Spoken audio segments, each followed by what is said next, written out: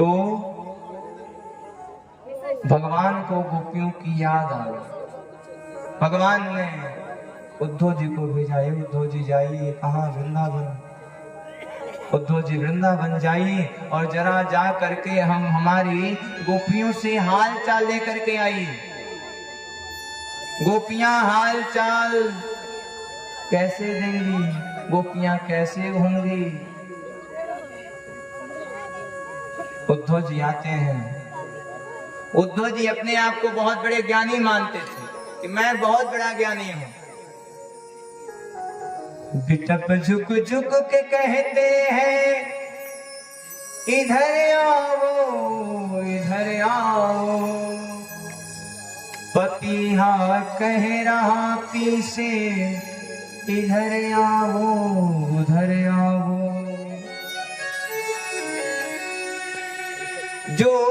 जो दुपट्टा इनका प्रेम की रस को जानता ही नहीं था। उद्धव जी अपने ज्ञान को महान मानते थे, प्रेम को मानते ही नहीं थे। आज उन्हीं उद्धव जी का दुपट्टा वृंदावन की कांटियों में फंस करके फट जाता है। ये दुपट्टा नहीं फटा मेरी माँ, ये दुपट्टे ने संकेत कर दिया, सुनो उद्धव जी, यहाँ आपका ज्ञान काम करने वाला नहीं, यहाँ आपका ज्ञान फट गया। उद्धव जी पहुंचे वृंदावन तो क्या देख रहे हैं कि सारी गोपियां कृष्ण के वियोग में रो रही हैं। उद्धव जी ने कहा, हे गोपी, नंद रानी का घर कहाँ है, नंद रानी का घर कहाँ है।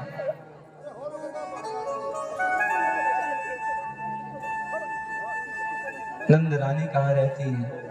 गोपी ने कहा, सुनो, ये जो चलता हुआ मार्ग देख रहे हो, यह जहाँ से नदी की धारा आ रही है, इस धारे को पकड़ के लेके जाओ। यह धारा जहाँ विराम हो जाएगी वही समझ जाना वही नंद रानी का घर है। महाराज, वृंदावन में जमुना जी का पानी खारा है, नमक वाला है। कहा गया है कि भगवान के वियोग में नंद रानी गोपियां इतनी रुदन की हैं, इतनी रोई हैं कि वही पानी यमुना जी में आकर के मिल गया। उसी समय से वो पानी खारा हो गया। उद्धव को जैसी नंद रानी देखी, अरे उद्धव जी, अरे बताइए कैसे आना हुआ। अरे उद्धव जी बताइए हमारा कन्हैया कैसा है। उद्धव जी ने कहा, अरे कन्हैया तो कितना बड़ा निष्ठुर है। अरे गोपियां तुमसे कितना प्रेम करती हैं, तुमने उनके प्रेमों का कुछ देखा ही नहीं। भगवान जब वृंदावन को छोड़कर मथुरा जा रहे थे तब राधा रानी रास्ते में मिली थी। राधा जी ने कहा, हे कन्हैया, मुझे वरदान चाहिए। भगवान ने कहा, मांगो, क्या वरदान मांगती हो। राधा जी ने कहा था, हे कन्हैया, तू करे एक तमन्ना है। हे कन्हैया, एक तमन्ना अंदर है, एक इच्छा है कन्हैया। होकर एक तमन्ना है, होकर फिर से जन्म मिले, मैं श्याम बनूं तेरा, तुम राधा बन के जिए हैं।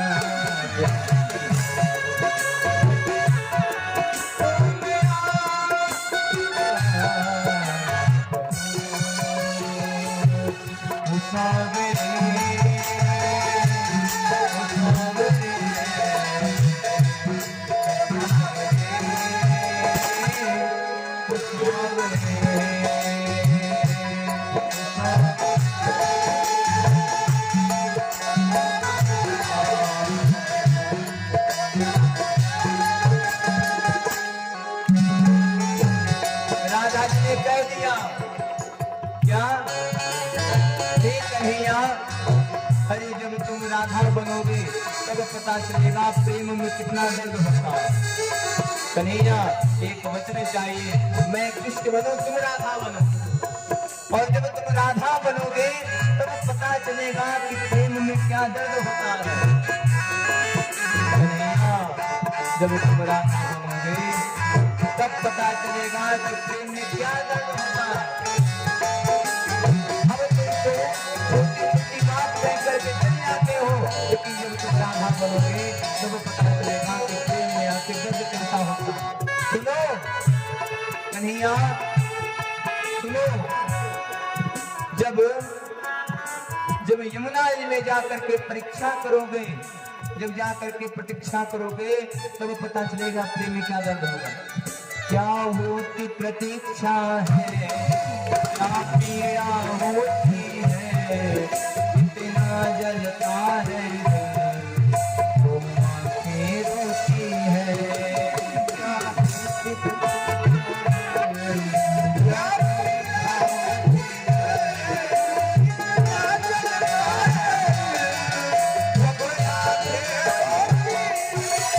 क्या होती प्रतीक्षा है, क्या पीड़ा होती है, इतना जलता है जब आंखें रोती है। प्रतीक्षा है, क्या पीड़ा होती है, इतना जलता है जब आंखें रोती है। जब तुम राधा बनोगे तब पता चलेगा कि मैंने तुम्हारे लिए कितना प्रतीक्षा किया है। अरे कन्हैया कहते थे आ जाएंगे, लेकिन आए नहीं। जब राधा बनोगे तब पता चलेगा। वन घट पर मधुबन में इंतजार करना, शाम तेरे खातिर घुट कर मरना।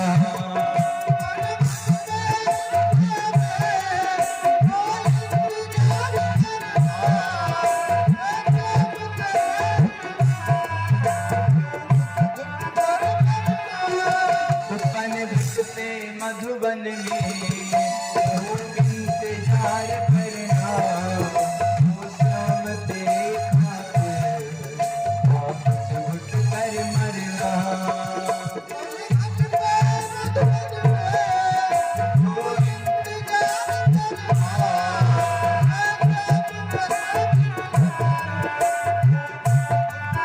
कन्हैया तो पता चलेगा। बनोगे राधा, बनोगे राधा तो जानोगे कि कितना प्यार है हमें।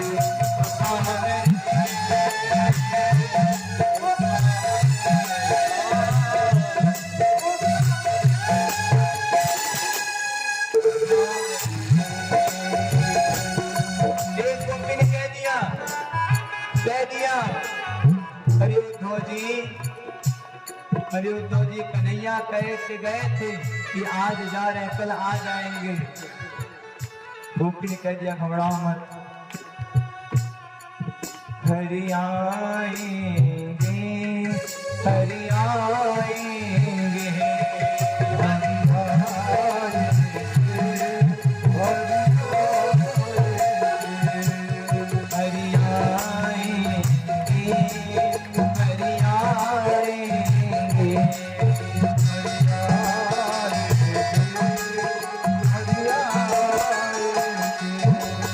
आसारक पगली आएंगे, आसारक पगली आएंगे, हरि आएंगे, हरि आएंगे, हरि आएंगे, हरि आएंगे, आसारक पगली आएंगे, आसारक पगली आएंगे।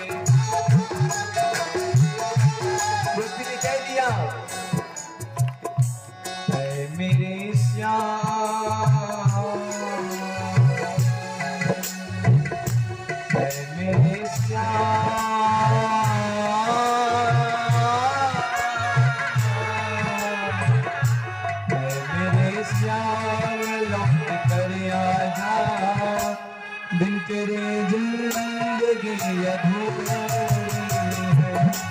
मेरे सामने आजा,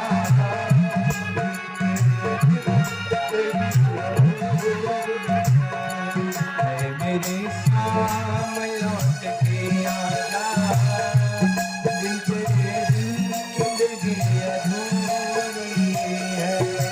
मेरे सामने लौट के आजा, बिन तेरे जिंदगी अधूरी। अच्छा, कौन कौन भगवान को बुलाता है? हाथ उठाइए और कहेंगे क्या? हरि आएंगे, हरि आएंगे,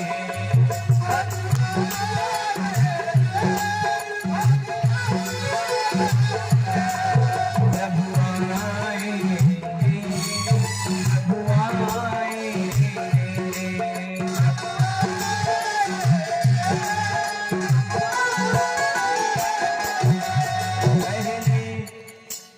कह दिया पहले मुख चंद्र दिखा करके, फिर हाय वियोग लगाने लगे। करुणा करनी तो दूर रही, करुणा निधि हो के रुलाने लगे। करुणा निधि हो के रुलाने लगे।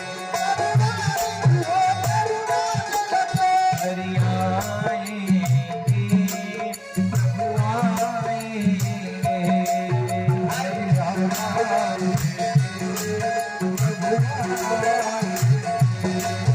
आशा रख पगली आएंगे, आशा रख पगली आएंगे।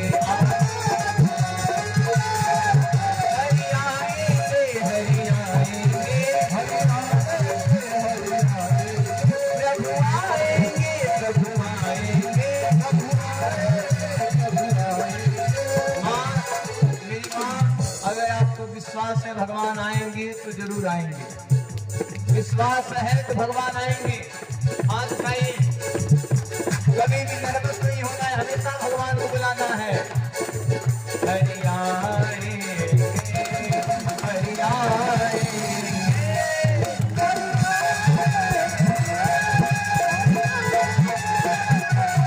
प्रभु आएंगे, प्रभु आएंगे, प्रभु।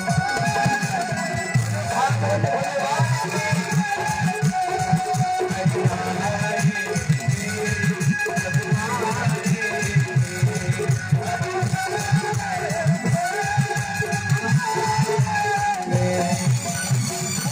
राधे राधे। और जोर से, और जोर से। अच्छा भैया, ये लोग शांत रहेंगे और माताएं बोलेंगी। अब आज ही पता चलेगा कि कौन सबसे तेज बोलता है।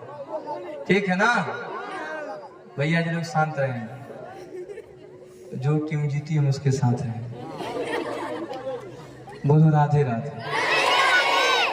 एक और मौका दे दे, हाँ एक और दे दे। बोलो राधे राधे। अब आप लोग शांत रहेंगे। अब भैया जी नाक लाइन कटी, हाँ बोलो राधे राधे। एक और मौका दे दे, हाँ बोलो राधे राधे। अब जानी, अब तो पते चल गई बात की। बोलो भागवत भगवान की। गोपियों ने कह दिया, हे उद्धव जी, हे महाराज, अरे प्रभु, अरे अक्रूर जी आए थे तो कन्हैया को ले गए थे। हमें लगा कि आप उद्धव आए हैं कि कन्हैया को वापस लेकर आए हैं, कन्हैया को वापस करने के लिए आए हैं। प्रभु, आपको पता होना चाहिए कि कन्हैया ने हमसे कहा था कि हम कल आ जाएंगे। कल को कह करके गए थे, आज वर्षों बीत गया, आज तक वो आए नहीं। कन्हैया आते हैं मथुरा उद्धव जी मथुरा आ गए। अरे कन्हैया, तू कितना बड़ा निष्ठुर है रे। अरे तुझे पता होना चाहिए कि गोपियां तुझसे कितना प्रेम करती हैं। मेरी मां, जिस व्यक्ति के जीवन में प्रेम नहीं है उसका जीवन ही बेकार है। प्रेम का मतलब एक पुत्र को अपने मां से प्रेम होना चाहिए, एक पत्नी को अपने पति से प्रेम होना चाहिए, एक भाई को अपने भाई से प्रेम होना चाहिए, एक नेता को अपने प्रजा से प्रेम होना चाहिए। जिसके भी दिल में, जिसके भी शरीर में प्रेम नहीं है वो शरीर है। प्रेम है तो संसार है, प्रेम नहीं है तो कुछ नहीं। मरने के बाद क्या जाता है? मरने के बाद आपका प्रेम ही यहाँ पर रहता है और यही आपके साथ जाता है। अगर आप किसी से प्रेम से बातें किए रहोगे तो आपके मरने के बाद वो भी कहेगा कि फलाने बहुत अच्छे थे, बहुत अच्छे से बात करते थे, फलाने बहुत अच्छी थी, बहुत अच्छे से बात करती थी। मेरी माँ जीवन में फूल बनने का प्रयास करेगी। एक जो फूल होता है वो महकता है। गुलाब का फूल आप लोग देखे होंगे। गुलाब का फूल तो बहुत अच्छा सुगंध देता है, लेकिन जैसे फूल के नीचे हाथ लगाएंगे तो वो फूल आपको दुख भी देता है। मेरी माँ, ठीक उसी प्रकार से आपका शरीर भी है, ये मानव तन भी है। अगर आप अच्छे से बोलते हो तो बहुत खुशबू दे, बहुत दूर तक जाने जाएंगे। अरे बहुत अच्छी थी आप, अरे बहुत अच्छी थी एक लोग, बहुत अच्छे से बात करती थी, बहुत मानती थी। जीवन में जिस व्यक्ति के अंदर प्रेम नहीं है उसका जीवन ही खत्म, कुछ नहीं है उसके अंदर। प्रेम करने का प्रयास करिएगा। एक भक्त को भगवान से प्रेम होना चाहिए। जिस व्यक्ति के अंदर प्रेम नहीं है उस व्यक्ति का शरीर है ही। भगवान जो है गोपियों की सारी बातों को सुनते हैं। इधर जरासंध आता है, भगवान यहाँ से जाते हैं। 18 बार काली आया, भगवान मैदान छोड़कर भागते हैं। आज भगवान का नाम पड़ गया, बोलो रणछोड़ भगवान की। भगवान मुचकुंद को कालिया बंदी जला करके भस्म करते हैं। इधर 18 बार जरासंध ब्राह्मणों को बंदी बना करके आता है। भगवान मैदान छोड़ करके भागते हैं। इधर भगवान विश्वकर्मा जी को बोलते हैं, विश्वकर्मा जी जल्दी जाइए और समुद्र के बीचों बीच में एक सुंदर सी नगरी का निर्माण करिए। विश्वकर्मा जी समुद्र के बीचों बीच एक सुंदर सी नगरी का निर्माण करते हैं। भगवान प्रवणसर पर्वत पर चढ़ जाते हैं। जरासंध ने उन्हें जंगलम विश्वदेवेना प्रागस्पं भवशीषुणः, जंगल में आग देखा है। भगवान दौड़ करके ये तो सर्पों की माला गाए हैं, चल जाते हैं नई बाराती। जल्दी जाओ और सारे ब्रजवासियों को यहाँ पर बुला करके ले आओ। अर्जुन जी जाते हैं और सारे ब्रजवासियों को उठा करके उस महल में ला करके बंद कर देते हैं। ब्रजवासी सुबह उठते हैं, देख रहे हैं, बोल रहे हैं द्वार कहाँ, द्वार कहाँ। नाम पड़ गया द्वारिका। बोलो द्वारिकाधीश भगवान की, बोलो कृष्ण कन्हैया लाल की। धीरे धीरे समय बीत रहा है। रेवत राजा की बेटी के संग बलराम जी का विवाह संपन्न होता है। इधर कृष्ण विवाह की कथा को हम सभी कथा के अंतिम घड़ी में श्रवण करेंगे। क्योंकि आज ये कथा का विश्राम दिवस है, तो आज ये कथा को सुदामा चरित्र पर लेके चलते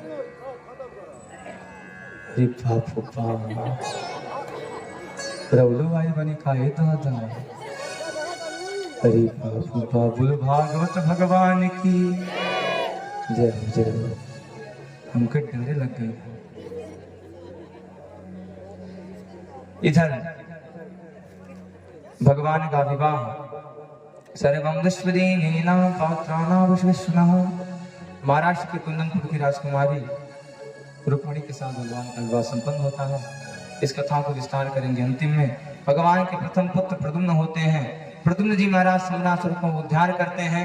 इधर धीरे धीरे भगवान बड़े हो रहे हैं। सुखदेव जी कह रहे हैं परीक्षित जी, भगवान ने 16,108 विवाह संपन्न करा। सारी कथाओं पे विस्तार अगले साल करेंगे जब कभी मौका मिला आने के लिए, क्योंकि कल से फिर कथा है तो आज ही कथा को विश्राम करना है। भगवान का विवाह होता है। धीरे धीरे समय बीत रहा है। सब पुष्पदेवीना बाष्पदेशुनः। इधर सत्रवी वास्वदेवीना सत्राजित प्रसेनयो। एक सूर्य भगवान के भक्त है, नाम है सत्राजित। ध्यान दीजिएगा, सूर्य भगवान के एक भक्त है, नाम है सत्राजित। सूर्य भगवान का खूब पूजा पाठ करते हैं, 6 घंटा पूजा पाठ करते हैं। आज भगवान इनके ऊपर प्रसन्न हो गए तो सूर्य भगवान इनको सिमंतक मणि देते हैं। यह एक ऐसी कथा है कि अगर कभी भी आपको कोई भी दोष लगा रहेगा तो इस कथा को सुनने मात्र से दोष खत्म हो जाएगा।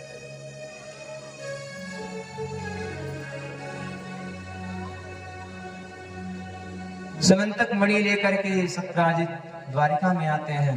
भगवान ने कहा महाराज इस मणि से जो 8 भर सोना होता है वो आप हमें दे दीजिए, इस सोने से हमारे राज्य का पालन पोषण होगा। सत्राजित के मन में अहंकार हो गया, देखो परिश्रम से मैंने पाया, लेकिन यह भगवान देने के लिए तैयार है। सत्राजित लेकर के जाता है। सत्राजित के एक भाई है जिनका नाम है प्रसेन।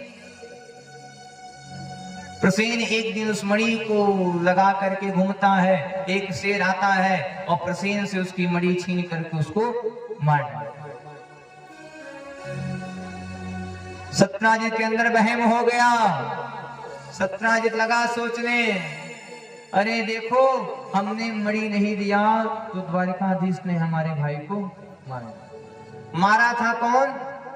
शेर ने। लेकिन दोष किसे लगा? भगवान। सत्राजित ने अपनी पत्नी से कहा, सुनो देवी ऐसी सी बात है, तुम किसी से कुछ कहना नहीं। माताओं को एक श्राप है कि कोई भी बात पचने वाला नहीं।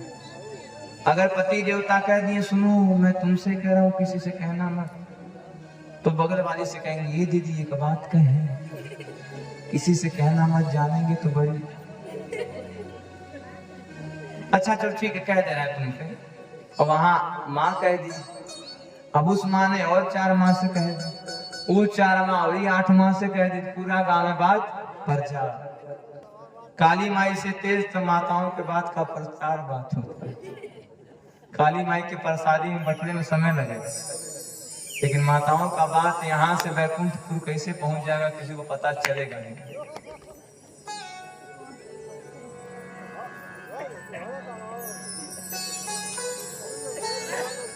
इधर भगवान ने कहा मुझे दोष लग गया।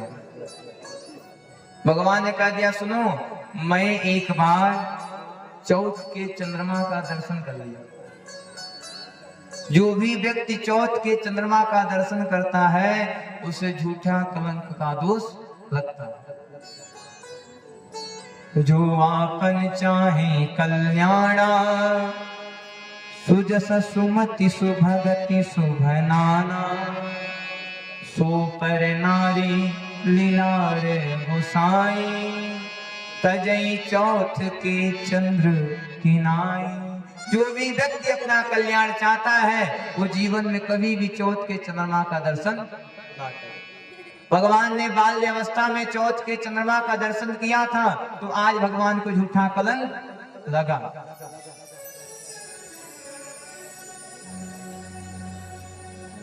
भगवान आज अपने कलंक को मिटाने के लिए आगे बढ़ते हैं। भगवान जाते हैं। भगवान जामवंत जी से एक बेटी है जिनका नाम है जाम्बवती। भगवान उनसे मणि लेकर आते हैं। आज भगवान का विवाह जामवंती के साथ संपन्न होता है। भगवान मणि ला करके सत्यराजित को देते हैं। सत्यराजित ने कहा प्रभु हमको क्षमा करिए, हमने आपको झूठा कलंक लगा दिया। भगवान ने कहा सुनो तुम कलंक लगा दिए तो ठीक है, अपना मणि ले लो। सत्यराजित ने कहा महाराज मणि आप लेकर जाइए। भगवान ने कहा अगर हम मणि लेकर चले जाएंगे तो सब लोग हमको चोर मानेंगे, मैं मणि लेकर के नहीं जाऊंगा। सत्यराजित तुरंत अपनी बेटी का विवाह भगवान के साथ संपन्न कराता है और मणि को दहेज रूप में दे देता है। सुखदेव जी कह रहे हैं परीक्षित जी, कलयुग के प्राणी सतर्क हो जाएं। क्यों? क्योंकि जो कलयुग लगने वाला है, इस कलयुग में झूठ का ही बोलबाला चलेगा, झूठ का ही बोलबाला चलेगा। सत्य हमेशा परेशान रहेगा, असत्य हमेशा आगे बढ़ता रहेगा। सुनिए, इसमें प्राणियों को डरना नहीं है, प्राणियों को भगवान का भजन निष्काम भाव से करना। मेरी माँ, प्रेम करना है तो बस भगवान से करिए। भगवान से प्रेम करोगे तो आपका प्रेम आपके साथ जाएगा, और संसार वालों के साथ प्रेम करोगे तो प्रेम यहीं पर रहेगा। हाय पति, हाय पत्नी, हाय बेटा, हाय परिवार वाले, या परिवार वाले, या घर वाले, या बेटी और पत्नी या पति सब यहीं पे हैं। इन लोगों से प्रेम करोगे तो दुख मिलेगा। कहीं बात करना शुरू कर दिए, अरे महाराज इतना टेंशन है, वो टेंशन आपको। संसार वालों से प्रेम करोगे तो दुख मिलेगा, और एक बार भगवान से प्रेम कर लोगे तो दुख का नाम निशान भी। जीवन में प्रेम करिएगा तो भगवान से करिएगा। कलयुग तो आज उल्टा गंगा बहा रहा है, माता पिता को बेटा ठोकर लगा रहा है। कलयुग तो आज उल्टा गंगा बहा रहा है, माता पिता को बेटा ठोकर लगा रहा है। कलयुग तो आज उल्टा गंगा बहा रहा है, माता पिता को बेटा ठोकर लगा रहा है। तब था भी एक रावण और एक थी उसी का, तब था एक रावण अब एक थी उसी का। बहने, बापूजी, त्रेता में एक ही रावण था और एक ही सीता थी, लेकिन यह कलयुग है। अब हर एक गलियों में, अब हर एक गलियों में रावण छुपा हुआ है। कलयुग तो आज उल्टा गंगा बहा रहा है, माता पिता को बेटा ऊपर लगा रहा है।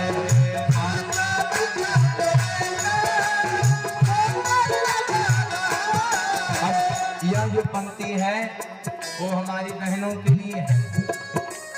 क्या? भारत की प्यारी बहना तुम सावधान रहना, भारत की प्यारी बहना तुम सावधान रहना। आजकल हमारी बहनों से अगर कोई दो बातें मीठी कर दिया तो बह जाती। भारत की प्यारी बहना तुम सावधान रहना, भारत की प्यारी बहना तुम सावधान रहना। क्योंकि पापी भी आज अपने हाथ, पापी भी आज अपने हाथ राखी बना रहा है। कलयुग तो आज उल्टा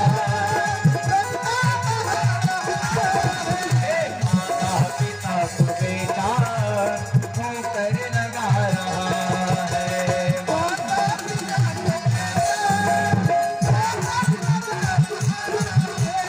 माता पिता को बेटा ठोकर लगा रहा है, लगा रहा है। बोलो भागवत भगवान की जय। कह दिया कलयुग की प्यारी सावधान रहना। क्यों? क्योंकि पापी भी आज अपने हाथ राखी बता रहा है। मेरी माँ, मेरी बहनें, वो त्रेता था, त्रेता में एक ही रावण था। यह कलयुग है, कलयुग में हर गली में एक रावण छुपा हुआ। आपको सतर्क होकर रहना है। बहनों से निवेदन है कि कोई भी काम करिएगा तो एक बार जरूर सोचिएगा कि उस काम का परिणाम क्या होगा। क्या उस काम से आपके परिवार वालों का नाम होगा या फिर जो नाम है वो भी खत्म हो जाएगा। बेटी अगर कोई भी गलत कर्म कर दे तो सबसे पहले उसकी माँ को गाली दी जाए।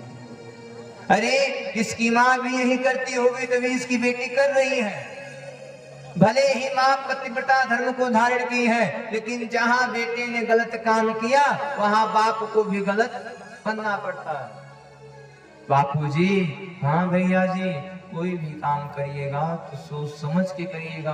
अपने पिता का नाम ऊंचाइयों में उड़ाने का प्रयास करिएगा, ना कि धरती में दाबने का प्रयास करिएगा। कलयुग है महाराज, जहाँ सावधानी हटी वहां दुर्घटना हटी। जहाँ थोड़ा सा भी आप नीचे गए वहां से लोग आपको दबाना प्रयास कर देंगे। लोग तो खोज रहे हैं कि आपकी गलती मिल जाए, लोग खोज रहे हैं कि आप कोई गलत कर्म करो। जहां मेरी माँ आपसे थोड़ा सा गलत हुआ वहां से लोग आपको दबाना शुरू कर देंगे। दबे रहो नीचे, ऊपर आने की कोई आवश्यकता नहीं है। मेरी माँ, मेरी बहनें, भाऊजी, भैया जी, कोई भी काम करिएगा तो सोच समझ के करिएगा। इस काम का परिणाम क्या होगा। भगवान का दूसरा विवाह जाम्बवती के साथ संपन्न होता है, तीसरा सत्यभामा के साथ, चौथा यमुना के साथ, पांचवा मित्रविंदा के साथ, छठवां सत्या के साथ, आठवां लक्ष्मणा के साथ संपन्न होता है। भूमि का बेटा है, नाम है भौमासुर। एक विशेष सूचना आपको बता दें कि कथा की आरती के बाद हम सभी लोग भागवत के उन श्लोक का पाठ करेंगे जिस श्लोक का पाठ करने के बाद भागवत का फल प्राप्त होगा। और गारंटी है महाराज, जो भी कथा को श्रद्धा भाव से श्रवण करेगा या फिर किया होगा उसका मन जरूर पिघलेगा, उसका हृदय परिवर्तन होगा। क्यों? क्योंकि जो भगवान की कथा को श्रद्धा से सुनता है उसके अंदर भगवान खुद आकर वास करेगा। भूमि का बेटा है, नाम है भौमासुर। 16,001 कन्याओं को बंदी बना लिया है। इसका संकल्प है जब तक 16,108 नहीं होंगी तब तक विवाह नहीं करेंगे। भगवान जाते हैं, भौमासुर का उद्धार करते हैं, 16,001 कन्याओं को कारागार से बंधनों से मुक्त करते हैं। भगवान ने कहा आप अपने अपने घर जाओ। गोपियों ने कहा, कन्याओं ने कहा, हे कन्हैया, अगर लड़की एक दिन अपने घर से बाहर चल जाए तो यह संसार वाले उसे जीना हराम कर देते हैं। वो भगवान, हम तो कई साल से इसके वहां बंदी पड़े हैं, अगर हम घर भी चल जाते हैं तो हमसे विवाह कौन करेगा। हे प्रभु, हम आपके शरण में आए हैं, आप हमको अपने शरण में रख लीजिए। दरबार में बंसी वाले के दुख दर्द मिटाए जाते हैं, दुनिया के सताए लोग यहाँ सीने से लगाए जाते हैं। दरबार में बंसी वाले के दुख दर्द मिटाए जाते हैं, दुनिया के सताए लोग यहाँ सीने से लगाए जाते हैं। भगवान हल रानी के गर्भ से एक बेटी और 10 पुत्र को जन्म देते हैं। वाणासुर की कन्या उषा के संग चित्रलेखा वश्वाना वश्वेदी स्वधीन रहा। अनिरुद्ध जी का विवाह संपन्न होता है। भीम भैया ने जरासंध का उद्धार किया। इधर धीरे धीरे शिशुपाल का पाप बढ़ रहा, भगवान ने कह दिया था, हे शिशुपाल तुम्हारी 100 गलती माफ है, लेकिन जहां 100 गलती से आगे गए वहां हम तुमको छोड़ने वाले। मेरी माँ, भगवान हम सबको सीख दे रहे हैं। शिशुपाल ने भगवान को खूब गाली दिया। मेरी माँ, जब भगवान भगवान होकर के गाली सुन सकते हैं तो हम आप एक इंसान हैं। अगर आपको और हमें कोई 2 गाली दे दे तो बर्दाश्त करने में क्या जाता है। अच्छा यह बताइए, क्या कोई आपको गाली दे दे तो गाली जीवन भर आपकी पीठ पर चिपक जाएगी? कोई भी गाली देता है, आपके अंदर ऐसा दोष है कि लोग आपको 1 गाली देते हैं और आप 4 गाली देना शुरू कर देते हैं। मेरी माँ, सुनना चाहिए। मेरी माँ, अब इतना से ही आप सोच लो, जब भगवान भगवान होकर के 100 गाली सुन सकते हैं, हम आप तो एक इंसान हैं, तुच्छ प्राणी हैं। हमें कोई 10 गाली दे दो, इसमें क्या जाने वाला। महाराज, हमें कोई गाली देता है तो हम कहते हैं और गाली दो और दो, क्या गाली हमें लगेगा? हम तो आदत दिलाते हैं, गाली दो। हमें आदत, तुम्हें आदत रहेगी गाली देते देते, तो आज तुम हमें दे रहे हो, कल अपने बाप को दोगे। हम तो छोड़ दिए, तुम्हारा बाप भी तुम्हें छोड़ देगा, लेकिन गाली देने का आदत रहेगा तो कल चौराहे पे दोगे। हमने तो छोड़ दिया, तुम्हारे बाप ने तुमको छोड़ दिया, लेकिन चौराहे वाले छोड़ने वाले नहीं है। जहां चौराहे पे गाली दिए और जहां 10 तरीके की लाठी गिरी, वहां से सब गाली, कोई भी गाली दी। मेरी माँ, जब भगवान भगवान होकर 100 गाली सुन सकते हैं, हमें आपको कोई 1000 दे दे, उसमें क्या जाने वाला। ऐसी ही कथा चल रही थी नेपाल में। कथा का 3रा दिन था। एक माता जी बीच में आ गई, ए पंडित जी, हे महाराज जी, हमारी सासू माँ हमें बहुत गाली देती है, कोई ताबीज बना करके दे दीजिए। हमने भी यही नीचे कागज था, कागज को ऐसे जूठ में बनाया, बोला ले जाओ। महाराज जी, क्या करना है सुनो, जब तुम्हारी सास तुम्हें गाली दे तो तुम्हें खूब तेज दांतों में इसे दबाना, जितना गाली देगी उतना दबाना। पहुंची आता, फिर सासू माँ की सिस्टम शुरू, फिर गाली देना, बच्चा नो या वो फलाने ढिकाने। तुरंत उसने निकाला कागज और तुरंत दांत में दबा लिया। 1 दिन 2 दिन 3 दिन सासू माँ को लग गया कि मैं अकेले भौंक रही हूँ, या क्यों नहीं भौंक रही है। सासू माँ को लग गया, मैं तो अकेले भौंक रही हूँ, यह क्यों नहीं भौंक रही है। अब 1 दिन 2 दिन 3 दिन, 3रा दिन जाते जाते सास माँ ने हाथ जोड़ लिया, हे बहू, हमें माफ कर दो, हम तुम्हारे साथ गलत करते थे। बहू, आज से हम तुम्हें गाली नहीं देंगे, आज से हम तुमको अपनी पुत्री बना करके रखेंगे। अब तो माता जी आ गई, अरे महाराज जी, ताबीज काम कर गया, अरे महाराज जी, ताबीज काम कर गया। महाराज जी, आखिर इस ताबीज में था क्या? हमने कहा, ताबीज को खोलो। ताबीज को खोला तो उसमें कुछ नहीं। महाराज, इसमें तो कुछ है ही नहीं। हमने कहा, जो जड़ी बूटी थी वो अंदर चली गई। हमने कहा, मेरी माँ, मैं तुम्हारे अंदर सहन करने की शक्ति डालना चाहता था, आप सहना प्रारंभ कर दीजिए। बहू ने सहना प्रारंभ कर दिया तो सासू माँ को झुकना पड़ा। आप सहने का प्रयास तो करिए, आप तो सहते ही नहीं हैं। अगर आपको कोई 10 गाली दिया तो वे बड़बड़ बड़बड़ बड़बड़ बड़बड़ आप भी 10 गाली देना शुरू। अच्छा यह बताओ, क्या कुत्ता आपको काटेगा तो आप भी कुत्ते को काटोगे? बोलो मेरी माँ, पीछे वाली मैया, क्या कुत्ता आपको काटे आप भी कुत्ते को काटोगे? हाँ जी अभिना जी, काटता है कुत्ते को। बताओ मेरी माँ, क्या कुत्ता आपको काटे तो आप भी कुत्ते को काटोगे?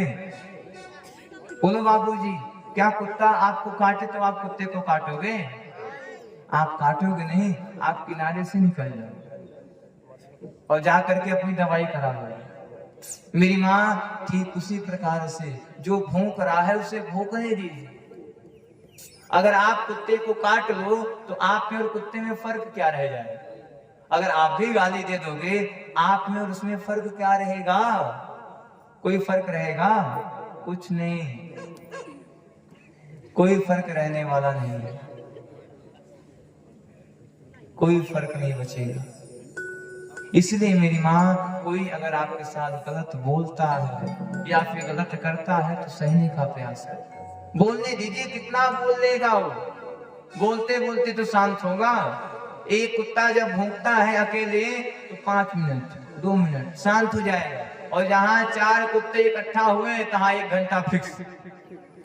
बात सही है कि नहीं सही है?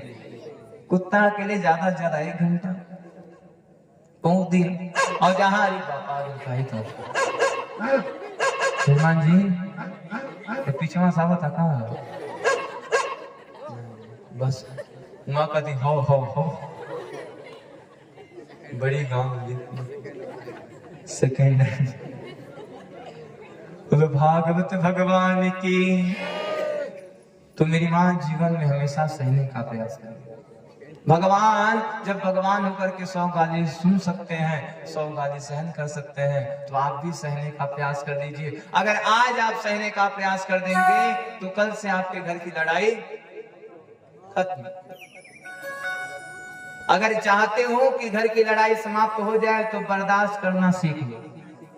अगर आज बर्दाश्त करना सीख लिए तो कल से सारे घर की लड़ाई खत्म। इधर भगवान शिशुपाल की 100 गाली सुनते हैं, 101 गाली जैसे देने जाता है, भगवान ने तुरंत सुदर्शन चक्र को आज्ञा दिया। सुदर्शन चक्र जाता है और शिशुपाल का सर धड़ से अलग कर देता है। उधर भगवान शिशुपाल को मारते हैं। सुखदेव जी कह रहे हैं, हे परीक्षित जी, मैं आपसे एक प्रश्न करना चाहता हूँ, इस संसार में आपका कौन है? परीक्षित जी से प्रश्न किया गया, और मैं भी आपसे करता हूं कि इस संसार में आपका कौन है? कौन है आपका इस संसार में? इस परिवार में आपका कौन है? बताइए, बोलो मेरी माँ, इस संसार में आपका कौन है? मेरी माँ, इस संसार में आपका कोई नहीं है, आपके हैं तो सिर्फ भगवान है।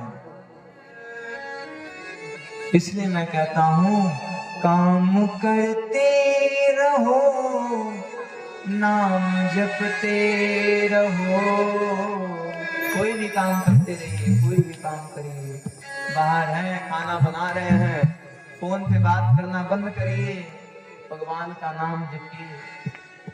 काम करते रहो, नाम जपते रहो, मन से गोविंद गोपाल गाते रहो, मन से गोपाल गाते रहो, मन से गोविंद गोपाल गाते रहो, मन से गोविंद गोपाल गाते रहो।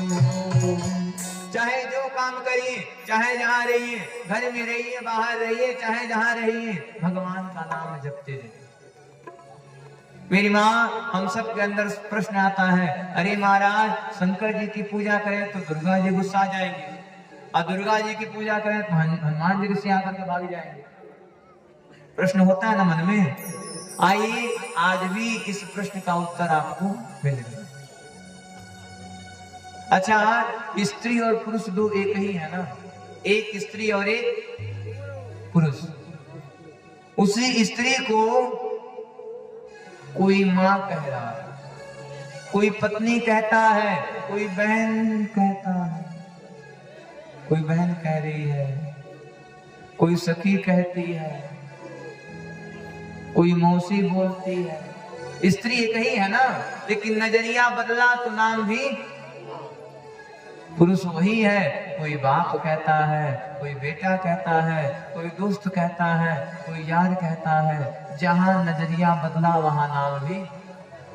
मेरी माँ, ठीक उसी प्रकार से दुर्गा जी भी वही है, हनुमान जी भी वही है। भगवान ने इसलिए अनेक स्वरूपों को धारण किया ताकि आप किसी न किसी रूप में भगवान को भजें। दुर्गा जी को नहीं तो हनुमान जी को भजें। आपको भजना चाहिए।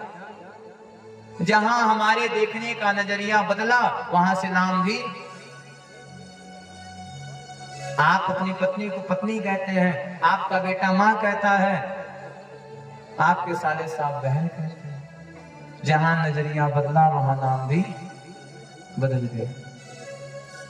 मेरी माँ, इस संसार में भगवान के सिवा आपका कोई नहीं है। आपके मरने के बाद 14 दिन तक लोग रोएंगे, मात्र 14 दिन। बहुत आपका खास है, तब आपके खास है 14 दिन तक। उसके बाद फोटो बन जाएगी, और भी बिना फ्रेम वाला। कब चूहा करके काट दे कोई नहीं जानता, और दक्षिण के दीवार में लगा दी जाएगी। मेरी माँ, हम बार बार कहते हैं कि संसार में भगवान के सिवा आपका कोई नहीं। क्या आपका जन्म हुआ था तो आपकी पत्नी आपके साथ आई थी? आपका पति आपके साथ आया था? धन आपका साथ आया था? नाम था, पद था? कुछ नहीं था।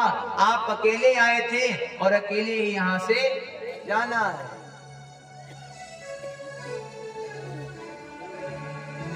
साथी है मित्र गंध के, जल बिंदु पान तक, अर्धांगिनी बढ़ेगी केवल मकान तक।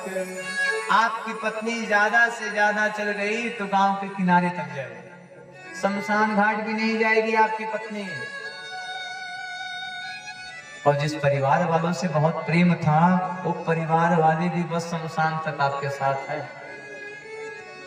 परिवार के सब लोग चलेंगे श्मशान तक।